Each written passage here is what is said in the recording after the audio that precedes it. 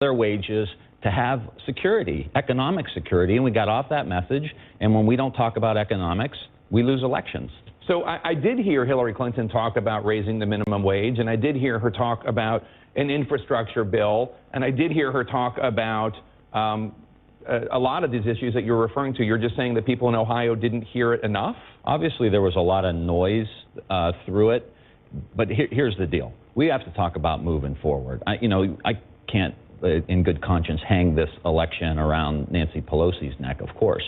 But moving forward, we have to win congressional seats in areas of the country that voted for Donald Trump, even in my district where they voted for me and they voted for Donald Trump. So I think I'm uniquely qualified because I know who these people are. And, some of them are friends of mine, neighbors of mine who voted for me and voted for Donald Trump. We have to get those people back into the fold.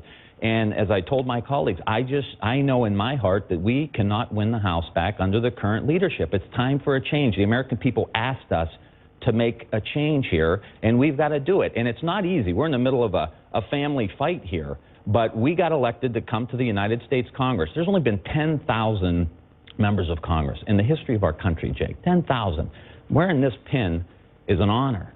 And with that comes the opportunity to have to make some really tough decisions, and sometimes they're family decisions. Well, let me ask you about we've got to move in another direction. Considering that your district went for you and for Donald Trump, let me ask you, do you think that House Democrats and Senate Democrats should try to cooperate with Donald Trump and work with him on issues where there might be some common ground, like, for instance, infrastructure, theoretically?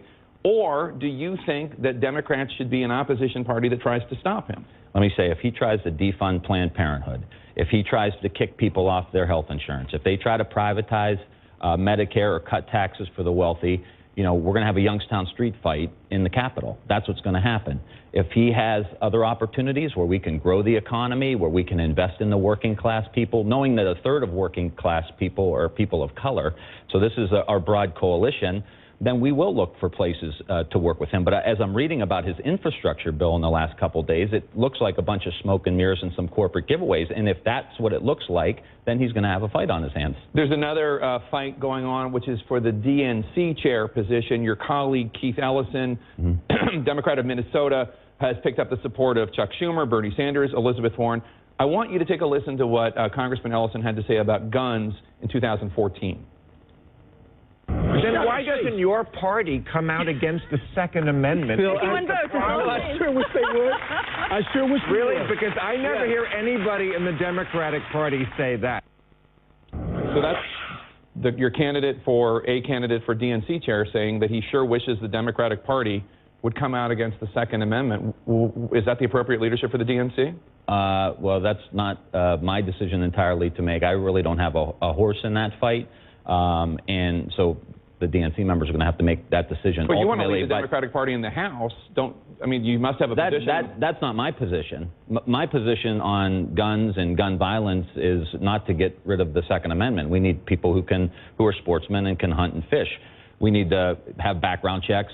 We need to close the gun show loophole. We need to make sure terrorists don't have guns, and we need to close the Charleston loophole. Those are the things we are pushing. And I was on the House floor when we were having this sit-in on guns. I think that's an important discussion we need to have, but not to give away the Second Amendment. I don't think that's appropriate. But on the issue of gun violence, why do we have violence in our inner cities? It's economics. It's poverty issues. This economic message should drive everything we talk about as Democrats.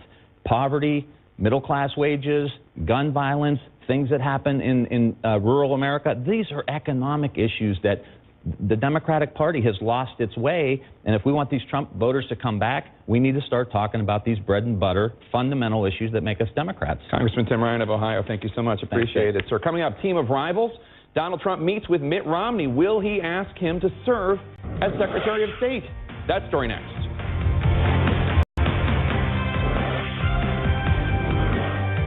Singapore is a pioneer, creating a comprehensive virtual model of itself to test and plan how the city will grow in the future. Exploring a wealth of data to analyze how Singaporeans live, work, and play. This one-of-a-kind project is powered by Dassault Systèmes' 3D Experience platform, making this ambitious goal possible. Tomorrow, brought to you by Dassault Systèmes, the 3D Experience company. Morocco. A rich history, a diverse culture,